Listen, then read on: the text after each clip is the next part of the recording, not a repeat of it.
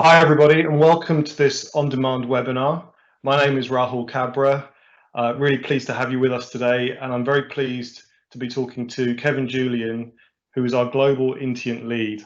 We're incredibly excited to be able to give you this overview of INTIENT, and we're going to come to exactly what INTIENT is and the role that it plays within the life sciences industry. This is part of a series of on-demand webinars, and you can find out more about specific parts of INTIENT in the rest of the series. So, Kevin, welcome and thank you for joining us. I'd like to start with the fact that obviously we're living in very interesting times and there's never been more of a focus on the life sciences industry. What are we seeing in terms of what's happening in the life sciences industry that's informed what we're doing with INTIENT? Thanks, Rahul, and pleasure to be with you today. Yeah, it's a very interesting time to be in life sciences, and indeed, we've seen changes playing out over the last several years. Socioeconomic pressures as the baby boom generation grows older, political pressures as stakeholders in various governments put pressure on the pricing of therapies. Consumerism, patients are becoming much more educated about the therapies that they are being asked to take. But the most exciting change that I think really presses all of these together and to the fore is the trend of new science. And in Accenture, we define new science as a category of therapies that are either breakthrough and novel and addressing an unmet need, or in some cases enabled by a combination with technology, or in some cases are just pure standalone digital therapies.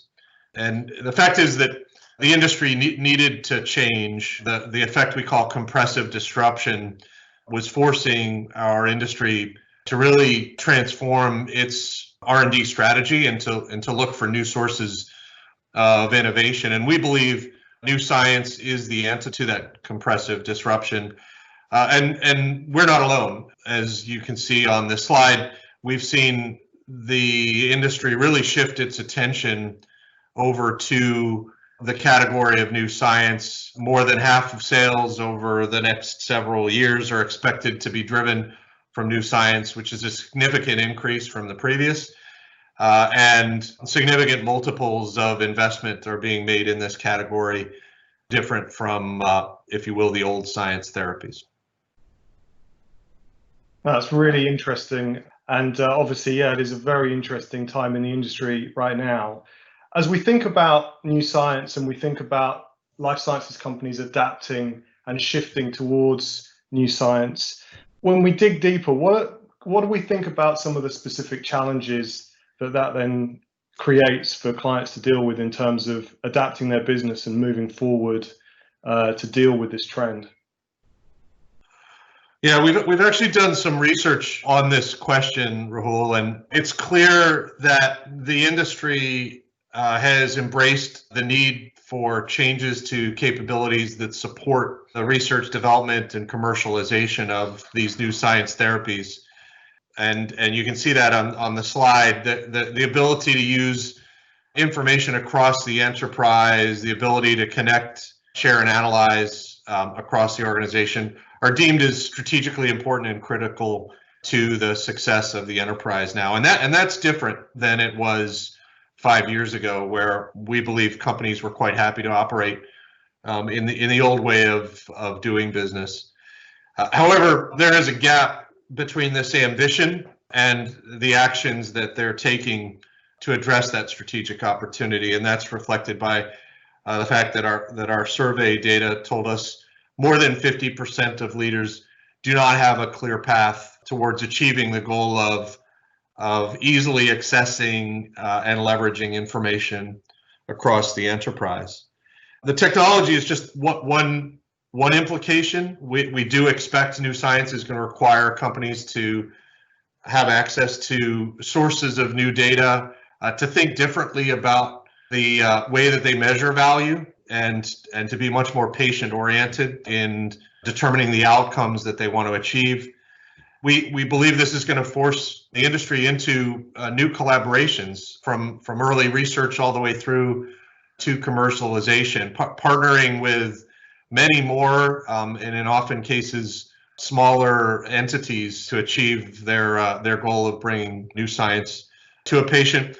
We believe regulatory authorities are going to need to rethink the way that they interact with the industry, and to change their expectations of what industry needs to do to keep the protection of patients in mind. And so we think there are a variety of implications for Rahul across the technology, science, business, and data spectrum here. That's great. Thanks for that overview. It's very helpful to understand the context of what we're trying to do here. And I know, obviously, enterprise transformation and helping clients on that journey is something that's at the heart of what Accenture does. And the life sciences industry in particular has been very close to Accenture's core strategy and one of the areas that we've continued to want to invest in. If you combine that with this concept that you mentioned around being close to the patient and patient centricity, I know that's something that's very close to people's hearts. So you combine that and you have something that we really feel very passionate about. Now let's turn to INTIENT and understand what role that's playing in helping our clients to address these challenges, Kevin. First, let me say that while the INTIENT brand and some of the capabilities that we're building into the platform are quite innovative and new, a big part of the solution has actually been out in the marketplace, providing differentiated capabilities to our clients for quite some time. In the areas of research and clinical pharmacovigilance and patient, we have existing capability helping our clients connect data in those functions, analyze and derive insights, importantly in each of those areas. And our commitment to those spaces, as well as an interest to add more, will continue under the INTIENT strategy. What's quite new is the connection of information across those functional areas with the common core INTIENT platform. This is a collaboration we're undertaking with Google Cloud. We're quite excited by some of the technology that they bring to that platform, whether it be the ability to ingest a variety of data sources easily into the data fabric, or to use Google analysis and artificial intelligence capabilities to derive insights from those data. And then the third capability that we're building out with INTIENT is the INTIENT network of partnerships across the ecosystem. What we found through discussions with our clients is a big challenge for them is to connect the technologies, the data sources, and the services that they use in those extended collaborations that we talked about under New Science. And we want INTIENT to be the solution to that problem, a place they can go to readily access that data or those technologies or services through pre-configured connections to ecosystem partners through the INTIENT network. And so those three capabilities coming together is why we're so excited about the role that INTIENT could play in driving solutions in the life sciences marketplace. The differentiated, functionally oriented product suites, the innovative core platform, and then the extension of INTIENT value through the INTIENT network. That's great, Kevin. Thanks for that overview. And it's an incredibly exciting vision and an ambitious platform. And what strikes me is within the functional areas, the capability that we're bringing with our expertise in the life sciences industry to connect that patient experience and patient services back to those R&D programs is incredibly exciting. And combining that with these range of technologies, which are really going to open up the possibilities of what the platform can do. So it's really interesting to see that. So as we think about our clients, what do we actually see in terms of some of the benefits we think they're going to be able to derive when building out and using the INTIENT platform? Yeah, when we talk about how clients are embracing INTIENT, I think it's important to point out there's no one way, and that itself speaks to the strategy of INTIENT. We talk about being able to start anywhere but go everywhere across the INTIENT platform, and so the product suites that we just described are one way for a client to access and create value through the INTIENT capability. The core platform itself is another way, and the INTIENT network is a third way.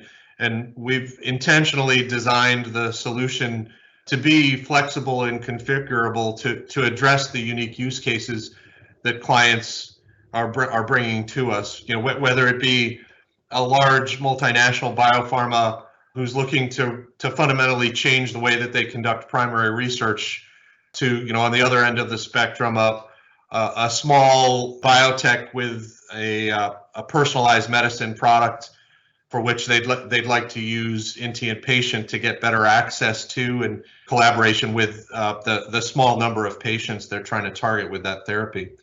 What is common across these use cases are some of the capabilities that we see on this slide. The ability to safely store sensitive health and patient data in a single platform and be able to access it through a variety of use cases is absolutely critical in our industry. The ability to enable frictionless collaboration, as we've talked about, is critical to the evolution of new science. In our industry, there is no one common technology standard, and indeed, as we see clients embrace a variety of different technology strategies powered by a variety of cloud solutions, we've intentionally built INTIENT to be open and extensible, to be able to flexibly adapt to those strategies. Collecting all of the data that we intend to collect, within the INTIENT platform requires a degree of applied intelligence to make some sense of that, to help our clients more easily navigate their information and derive useful insights from it. And then importantly, as important as any of these, if you will, static technology capabilities, is the commitment to use the platform as a platform for innovation itself, right? As thoughtful as we've been about the INTIENT strategy and as proud as we are of the design of the core platform architecture, we recognize this is a fast-moving industry, and it's impossible for us to predict now, the needs of our clients, a year out or 2 years out or even maybe 6 months out. And so our intention is to use the platform also as a place where we can co-create innovative solutions with our clients, and then as the case dictates, to wrap those, to productize those, and to make them available through the INTIENT platform out to the broader industry. Thanks for that, Kevin, and couldn't agree more that I think in this API connected and driven world that we're in, giving clients the ability to be able to accelerate the benefits they can get from integrating new technologies with the package and platform that we've put together is absolutely critical. So it's great to be able to see this end to end and understand what the vision of this is and how it's going to deliver these benefits. You did mention earlier our partnership with Google, and there may be many people out there, curious about why we chose to make Google the core partner to help us to build INTIENT, and indeed they're helping us with a co-engineering effort on the core platform itself. Maybe you could tell us a little bit more about what really excites you about what Google Cloud are bringing to INTIENT and the partnership that we have with them. Yeah, well, we are very excited to have Google as our partners on this venture.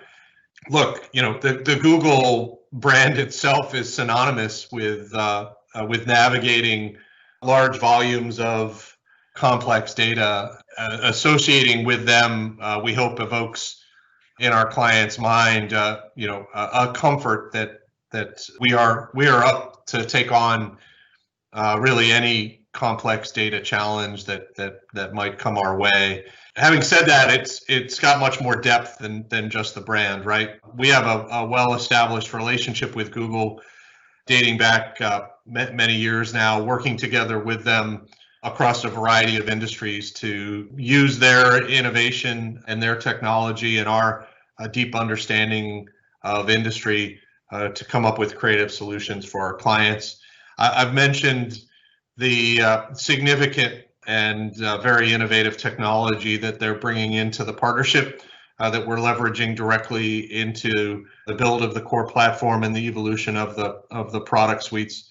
We're very excited about the fact that they're stack enables us to put together an open architecture, one that can coexist with other technology solutions and indeed other cloud ecosystem partners, because we live in an industry where our clients are assembling very, very unique and hybrid sets of solutions. And then let me close by saying that through the relationship, we've discovered a commitment to ongoing innovation and creativity that I think will really bear fruit, not just as we build out the capabilities we have in mind, but as we work together to tackle some of the as yet unforeseen challenges that our clients will bring to us. That's great. Thanks, Kevin. Yeah, the flexibility and innovation that Google are going to be bringing to us is just great, and really looking forward to seeing what we're going to be doing together in the future as well to drive new innovations. So with that, we're going to draw this webinar to a close. I'd like to thank you, Kevin, for that very useful overview of INTIENT and the context of the industry as well, to understand what we're really trying to help our clients to do here. And I want to encourage everybody listening to check out the other parts of the series of this on-demand webinar series to understand more about the different parts of INTIENT, and look forward to hearing from you all soon. So thanks very much. Thank you, Will.